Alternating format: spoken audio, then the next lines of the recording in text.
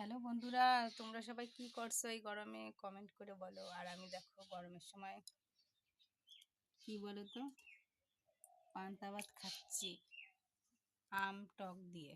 আমের টক রান্না করেছি, পান্তা ভাত দিয়ে খাচ্ছি এই গরমে, খেতেই চড়ছে না। তাও গরম ভাত রয়েছে, তাও গরম ভাত মনে হচ্ছে কি এমনি গরম, আর ওই গরম ভাত দেখে তো বিশাল ভয় লাগতেছে। আর এই পান্তা ভাত আমি খাতেই পারি না, কি করবো বুঝতে পারতেছি না। পান্তা ভাত খেলে বলে পেটটা ঠান্ডা থাকে, তাই উম হুম ও মা গো, তোমরা কি খাবে? আসো, এখানে শুকনো লঙ্কা দিয়ে, তারপরে আমের ঝোল, একখানা আম দিয়ে ভালো করে চেকটিয়ে মাখিয়েছি। উম,